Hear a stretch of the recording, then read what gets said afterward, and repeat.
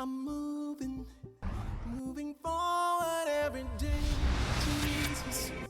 I just let him lead the way every second, every minute, every hour of the day. I'm moving with Jesus every day, 24/7. With Jesus every day, 24/7. I'm moving with Jesus. I'm moving with Jesus every day. Anti-socialized relationship. TikTok, Facebook, Instagram, Twitter, and the list goes on with social media platforms that thrive on the promise of offering a social space for growing and engaging in relationships.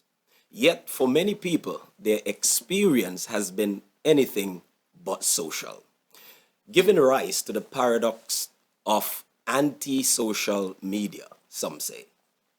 And what of the relationships that we find in these spaces? Equally antisocial. Well, that leads us to our topic for today, anti-socialized relationships. I'm Pastor Kishford Frank. Welcome to JC 24/7. We're talking today of anti-socialized relationships. Anti-socialized, or for some of you, anti-socialized. It may be defined as being unwilling or unable to associate in a normal or friendly way with other people. Here today to take us through the dynamics of this modern day challenge, two esteemed guests, Mrs. Petra Pear Robertson, youth leader, a motivational speaker, and one who interfaces with the social media platforms daily as part of her job. We also have Mr. Andre Charles, the one who is the technology consultant. He is an information technology and computer science teacher, as well as a general technology enthusiast. Folks, welcome to JC 24/7. Thank you very much. So here we are. The world has moved, and since the pandemic, literally shifted into this vast digital space that we must all now be a part of. How does it feel? How does it feel to you? Is it exciting, scary? How does it feel? I love it.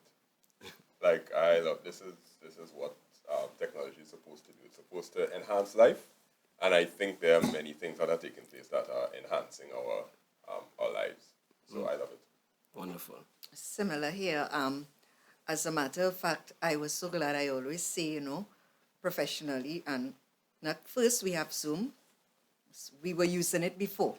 I was using it before COVID as part of my job, right?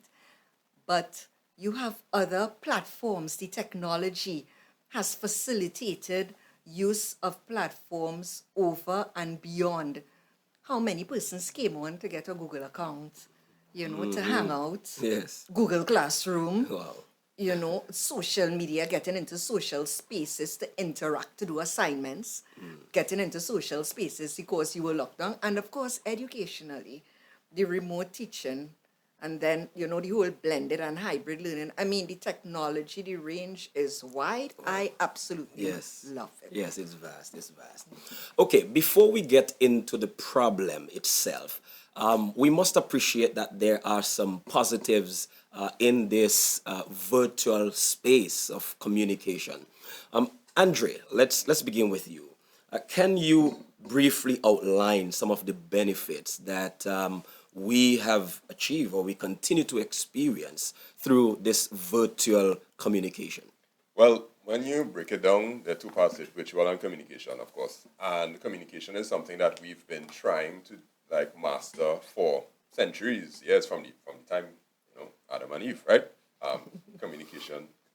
Yes, you're correct. Yeah, was one of the issues that Yeah, cause a lot of things, right? Now, communication by itself has to be between two people, right? And communication has many different facets to it.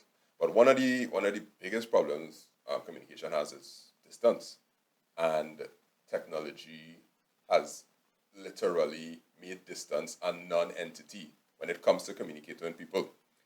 The thing that we usually have a problem with is I didn't get a chance to talk to this person, or I wasn't able to see you, or I wasn't able to, hear from you. So that's gone. Like, there is no way that you could use that as an excuse now. Only thing you could say is I didn't have internet. But the thing is, communication has never been this widely possible in the world, and it gives us a chance to do a lot more faster. And sometimes we kind of shun doing things faster, but it gives us a lot more efficiency, I would say, in getting things done. Because whereas somebody had to fly somewhere to do a business meeting, now your business meeting could happen, 3 business meetings could happen in one morning because of that communication. And I believe the biggest thing it solved is the distance problem. The distance problem. No longer do you have to wait for granny to visit from the States, for an aunt, a family member. I mean, you can talk to them regularly. Yeah, you can, yeah. And in some cases where people can't travel, they could be there they'll have some facet of the communication. They wouldn't have the whole gamut of it, but I mean, they will have enough. Yeah. So that it takes care of that geographical space challenge. Which was always the goal, which is what was the dream when they created the internet back in the 1980s. They were thinking about, getting Lovely. Great benefit indeed.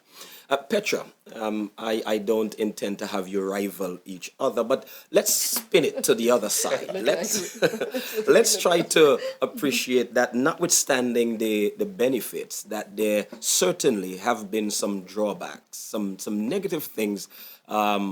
Relationships have been impacted because of this new normal. How has it negatively affected our interpersonal skills in particular? Well, when we look at interpersonal skills, we are looking at direct communication, being able to pick up visuals. Now, you can pick up visuals online, but they are certain nonverbal, and they would tell us that 7% is spoken words when you look at communication, 38% is voice and tone, but 55% is body language. And I think that has been, you have to be extra careful on social media and using the technological devices, because it allows for filtering of voice, filtering of the way you look. You can hide your body language. In fact, a number of persons, actually, including myself, we love Zoom because all you're seeing is up here. Yes. When you look at, and we can look at the range of them, you started with TikTok, WhatsApp, Facebook, all of them. When you send an emoji or whatever in WhatsApp, you could be grinding, but you're sending a smile. But inside you ain't really smiling as you sent it. So the disadvantages with the technology is that the same accessibility, the same advantage becomes a disadvantage, because persons feel once I see those 2 lines on WhatsApp, it means you have read my message. Respond right away. So the advantage of accessibility is also a disadvantage, because you have persons judging you incorrectly. It just might be that your phone is open, you don't know the technology, and you can tell me if I'm wrong. Your phone is open, it's open on WhatsApp, you may touch it, and just at that point, you haven't read the chat. But because it is open on that chat, the chat reads as read. But you could be anywhere, driving or anything else where you didn't touch it. So there are certain disadvantages that comes in its week, and it spoils the interpersonal, where I can see a crinkle in the eye, I can read a body language that is tense, I can hear a tone of a voice beyond the mic, which, amplifies the voice. Right. So you mentioned masking and filtering as a negative that we experience. For some people, Petra, that might be a strong positive for those who definitely want to do that. And we're going to get into maybe the filtering and how that affects things a little later on, of course. But again, for some people, the fact that I can be angry without you knowing, Correct. Yes. they might think that this is a plus for me. This is cool. I can be angry with the boss. Send a smiling face, yes. I can be angry with my parents, my lecturer, whomever it is, and I'm hiding behind that. It leads us to ask the reality of really socializing in this space. Can individuals truly, I mean, just truly and genuinely, have real socializing taking place on anti-social media? I think it's possible for it to be done genuinely. And I'll use an example. Being a teacher, I would have had to, well, before COVID, I would have been teaching classes online because, well, I was seeing the value of it because children who were far away and just you'll be able to teach them. Now, what I realized is that none of the children turned on their camera, right, when they had to teach. And teachers used to be begging, turn on your camera, because obviously we want to simulate the classroom experience as much as possible, which means seeing each other. But then I realized that there's this chat, right? And when you ask the children questions and you tell them to put their answers in the chat, they have no problem whatsoever articulating everything that they want to articulate in that chat. They will not turn on their mic and talk. And what I realized is that the children who were in the classroom, who were usually quiet and not extroverted, because what used to happen is that the extroverted students will take over the session. Yes. But now the introverted ones have a chance, and they could actually say something. Yes. And I realized personalities came out just from the chat. And I created bonds or relationships with students that I never saw. Like, for a whole academic year, I never saw a child.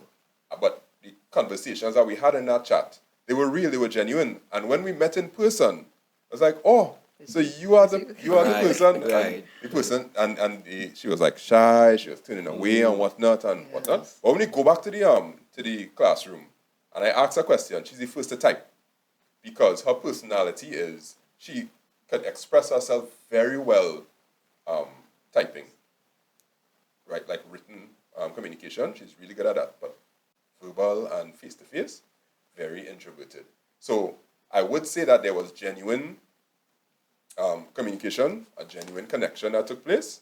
It's just that we kind of discount it and say that, well, you can't communicate via text message. Right. But I know it's possible. Mm-hmm.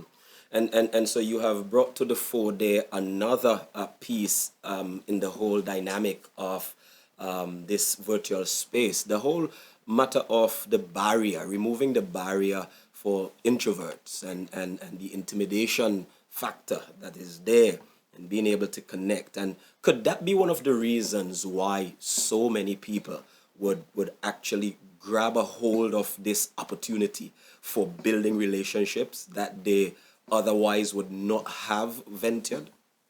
I think so, because I'm listening to him, and that's true because I was at a meeting yesterday, a meeting at work, and a question was asked. It was the first meeting, on-site meeting because we have been meeting on Zoom since the pandemic, and a question was asked, and the chairperson said, if we want Zoom, I will get all the answers in the chat. Like somebody's like, we need to bring a chat in this physical meeting, Yes. So you have that element of it. The question you asked was? The whole matter of taking advantage of the opportunity of social media. Think of the young man who is too timid to make a first move initiating a relationship with a young girl, and vice versa. But now this affords me the opportunity to reach out to just about any girl, as we talk relationships and that kind of stuff. It can be a first step, right? It wouldn't be the be-all and end-all, but it is certainly a first step for someone who is afraid to, because even persons who are in marital relationships or other relationships, when you have conflict, sometimes you tend to speak with your mouth in first gear and your brain in reverse, right? Wow. But when you're on social media and you type something, you say, nah, that ain't looking bad. Delete. You delete. You have that opportunity. Recall. So it is something that could be practiced in relationships, even outside of social media, where you write what you want to say, see how it may come across, and then say it in counting to 10. So it is a good first step. Yes. However, at some point in time, that young man has to stand in the presence of the young lady. Yes. Sometimes with social media, even in relationships outside of social media, reality seldom bears the fruit of imagination. So that doesn't only happen with social media. For example, even if a couple who is dating each other when they get married, they show selves, they would have been filtering themselves in the relationship through as well. Yeah. But when they get married, the whole filter and social media goes because we married now and we're in a relationship.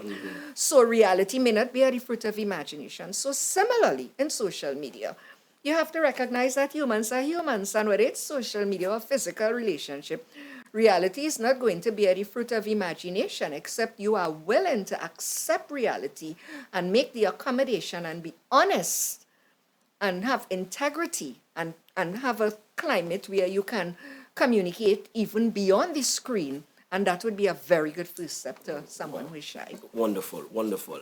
And so, as we're saying here, to crystallize that, all of what social media affords us on the matter of relationships would mean that more and more people would be getting involved in relationships, at least on that level, using social media. Correct. Let's get into that part of the connection between social media or anti-social media and relationship itself. Andre, would you say that a couple, for instance, who spends an inordinate amount of time on social media as the place of their interaction, would you say that it is highly likely that they would be producing a relationship that is rather unreal, imaginary, even artificial? Yes. I think that it would you would eventually bounce up one big brick wall, which is understanding of each other. Because in a relationship, your goal is to understand the other person in their totality. Now, understanding a person via text or video or whatnot, you will hit one big brick wall because the biggest thing in understanding is how you act. Okay. Like how you carry about yourself will tell me more about you than words could ever do. So when we interact online, it's cool, it's funny and whatnot, but do you slouch? Do you scratch your head? Wow. Do you lean to the side? Do you snort or something like that? Those sort of things, those are actual real things that you have to consider when you get into a relationship, because you have to see how this person handles stimuli.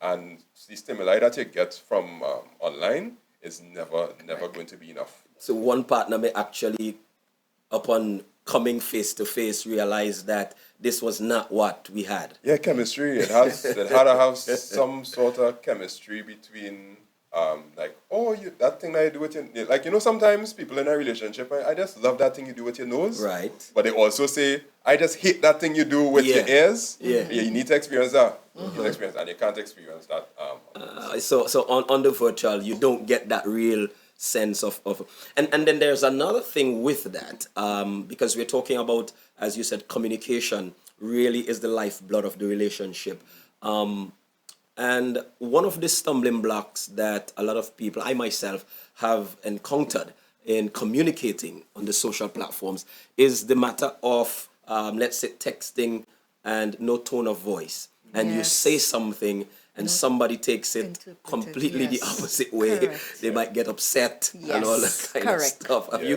Yeah. Yes. That's And all. that 38% of that tone in terms of communication, 38% goes to voice and tone. Let me just tell you this story really quickly. I have group chats with some of my students in school, and I would write a sentence and put a full stop, and the children would reply, "So why are you shouting at me?"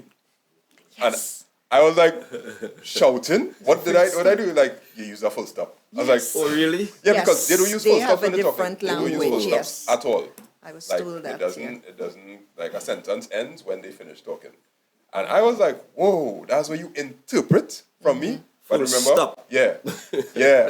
They never had me stand up in a physical classroom in front of them before. So they thought that I was just being a super formal teacher when I was just basically giving an instruction about open the book Yes. or do whatever. And I was like, oh, that texting thing? It's tough. It's really, really Wow, tough. I've said my bit, punctilia. I have to remember not to put a full stop when I'm speaking with my wife. No, that also depends on, now that brings up another important element in a relationship, because you spoke about personality types. So anyway, you have a question for Gen Z, because if Gen Z is in a relationship with millennial or with baby boomer, because it happens, you have these wide age brackets, or they are communicating, millennial may write in caps because, or baby boomer may write in caps because they don't know how to, and you would say, okay, what are they buffing me for? Because caps is buff. Yes. They may use a literal emoji, but literal, it doesn't mean that. So it means that the communication codes are different. It's like one is speaking French and one is speaking English. So you have to teach each other the language first before you communicate. So it's like, they talk about love languages. Well, you have to talk communication languages now, because you say, but I didn't mean nothing. I just sent or whatever face. Well, this is what it means, but I didn't know what it means, so you have to teach the language before you communicate. Sounds like social media might be responsible for a lot of mashups and breakups. Exactly. Correct. Lot of misunderstanding. And those pictures where we could be far apart, but because, everyone is taking a picture. So they took a picture of Pastor Frank, but the angle the picture was taken, both of us appear, you were looking at me, I was looking at you, and we appear closer than we actually are. And someone posts that picture, and they see us and they say, Perception. Arrow, Yes. look yes. who.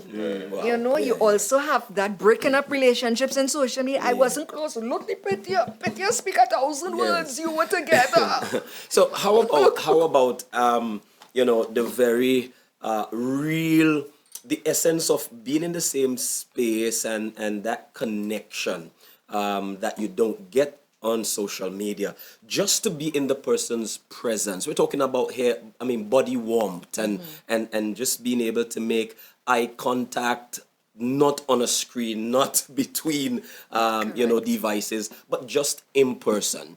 The unreal sort of thing that is generated, and for many relationships for a prolonged period. Take for instance, LOL. There are many people who have laughed out loud for the entire year, but have really never laughed. Correct. Have never laughed all year. And so they're missing that whole beautiful connection that you have. You think of people who play sports. Some folks would get on their devices and play. I'm playing against somebody in North America, somebody in Australia. We play and we're socializing in that manner, but I have never really been fully active. I do this from the couch just about. I play FIFA from the couch, almost every day of my life. And right there, these things can go straight into the relationships and create that sense of unreal, inauthentic. It's just a virtual something that you have. Yep. What I think happens a lot of the time is that we tend to feed people the dream that you can have a full relationship online, and somewhere they believe that. But what we should feed them is that these interactions that you have are starters. And I like that. Yeah, as starters. And if you see it as a starter, then you will naturally know when it's coming to its limit. Correct. And you have to decide whether you want to get into a physical space with this person, or just be like, well, this is my online friend, instead of saying this is my friend. Because it's difficult to label somebody as your friend, boyfriend, girlfriend, husband, wife, or whatnot, and you only know them non-physically. That's interesting. Yes. That's interesting. You want to weigh in on that, Petra? Yes, I want to weigh in on that, because when you look at a relationship, a relationship involves more than, I like the start, as I mentioned, it's a beginning. A relationship involves more than that. And if you are looking for a relationship at that last, you want to see somebody operate in their own space. So if you look at, when I talk to young people about the non-negotiables, you want, how do you smell? Right. What is your breath like? Wow. You know, do you clean your air? I don't see that. Are your toes clean? Are you hygienic? You will see me looking nice on the screen, but me in bed for 3 days. And we put the best picture. But we put the best picture. How do you look without the lights? You know, I'm seeing your house, but I'm not seeing your home. How do you interface with the people in your home? What your human relationship is like? How do you speak to your parents? How do you speak to your siblings? How do you resolve conflict? Because the computer screen is so perfect that a conflict is, as you said, I remember once I sent a LOL. My son was just about 8 or 9 then, and he said, Mom, you're sending LOL, but you're not smiling. But I was smiling inside, right? But it comes to the same thing. So, are you sending me a love heart, but you're grinding, you're cussing, you know? So you need, at some point in time, the filtered perfect life has to come here. Spending time in your company online is not spending time with you every day and us falling out over certain things. You know, certain values, we may have our values similar or different. It's okay to say, I like pizza, you like pizza too, but it's a different thing to go in a restaurant and eat with your mouth open, with food dropping down. With, you know, I'm exaggerating here, but I'm just exaggerating to show that there are certain things you will not find out on social media that you need to find out, and you can only find it out in a physical space. Yes. And you don't find it out in a physical space by one person going for a weekend. You have to spend time regularly and rub up with each other, because as we said, when you get into a marital relationship and everything drops, you want to make sure what you see is what you could not have found out before, and not a red flag you would have ignored because the computer only showing green. Wow, beautiful. This is a good place for us to pull it together. And so in our final couple minutes that we have, folks, let's talk about the God factor in this whole phenomenon. We can very well think of God as having originated in a virtual space, yet left heaven to come to be with us, God becoming man in Jesus. How do you think that shows us the importance of our own physical relationships as human beings? Andre? I think it takes us back to the original setup, which is God used to come down in the garden in the still of the day and actually interact with Adam and Eve. Even though he created them and he gave them this wonderful, perfect place, he still decided to come and interact with them in the garden. And when we sinned, it broke that connection. And then us being able to communicate with God directly, it was gone. So when Jesus came, he showed that even though I have the ability to do everything possible from my virtual space, I still need physicality, the physical presence to get my point across. And in order for the relationship to be fruitful, we need a physical. Lovely. Beautiful. And we can encapsulate that with the marriage relationship, because God constantly describes his church as his bride. So God actually coming down and facilitating that connection physically. He didn't show us a death on screen. He didn't say in space and say, let there be. He could have done that all the power he had, but he came down as man to draw man to him, and describes that relationship with one of the most intimate of relationships, the marital relationship. Wow, beautiful. That's just lovely. Well said, and thank you so much for sharing with us. It's been a pleasure having you here on Jesse 24/7. Andre, Petra, thank you very much. You're very welcome. Ladies and gentlemen, we have been talking about anti-socialized relationships. Right now, we can consider that we are in a virtual relationship with our Heavenly Father.